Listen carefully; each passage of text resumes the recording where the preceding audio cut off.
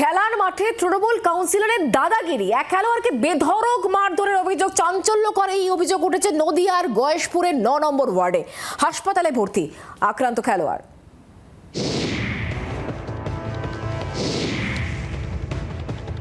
Football খেলাকে কেন্দ্র করে বচসা থেকে হাতাহাতি।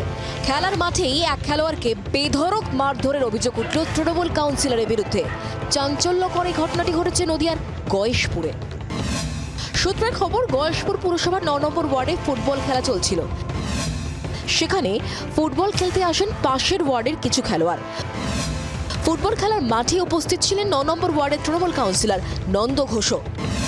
অভিযোগ, খেলা শুরুর আগেই খেলোয়াড়দের মাঠের বাইরে যেতে বলেন কাউন্সিলর নন্দ ঘোষ।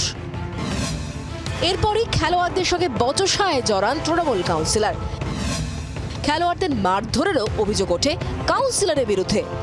অভিযোগ, খেলার মাঠে তৃণমূল কাউন্সিলর নন্দ ঘোষের মারে গুরুতর জখম হন অর্জুন চট্টোপাধ্যায় নামে এক খেলোয়াড়। চিকিৎসার জন্য তাকে কল্যাণী হাসপাতালে ভর্তি করা হয়। তো পাশ দিয়ে কাউন্সিলর নন্দ ঘোষ আমাকে উল্টোপাল্টা যাচ্ছেটাই কথা বললো, কোনো কারণ ছাড়াই। আমি ওনার সাথে কথাও বলি, বললো যে যা এখান থেকে ফোট, অন্য মাঠে গিয়ে খেল। আমি বললাম দেখো, আমি তোমার সাথে কথা বলছি না, আমি ক্লাবের যে দাদাটা আছে সেই দাদাটার সাথেই কথা বলছি। তোমাকে মারলো কে? মারলো হচ্ছে কাউন্সিলর নন্দ ঘোষ। হঠাৎ মেরে দিল? হঠাৎই মেরে দিল। আমি বললাম যে দেখো, আমি তোমার সাথে ঝামেলা শান্তি করতে চাইছি না, আমি দাদাটার সাথে কথা বলছি। বলে তুই এখান দিয়ে যা, এখান দিয়ে ফোট, তোর সাথে আমি কথা বলতে চাইছি না।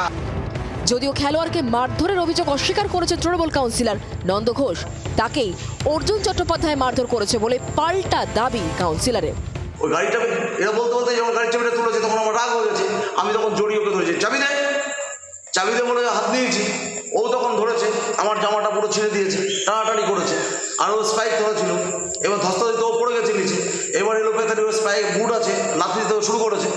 ঠিক আছে, তখন আমি ওর চাবি হাত থেকে নিতে। আপনাকে লাথি মারা শুরু করেছে? হ্যাঁ, লাথি মেরেছে 2-3 দিন। ঘটনাকে কেন্দ্র করে রাজনৈতিক চাপানো শুরু হয়েছে। কাউন্সিলরের বিরুদ্ধে সরব হয়েছেন আক্রান্ত খেলোয়াড়ের পরিবার। নদিয়া থেকে বিশ্বজিৎ মিত্রের রিপোর্ট, জি 24 ঘন্টা। বাংলার আওয়াজ, বাঙালির আবেগ, জি 24 ঘন্টা।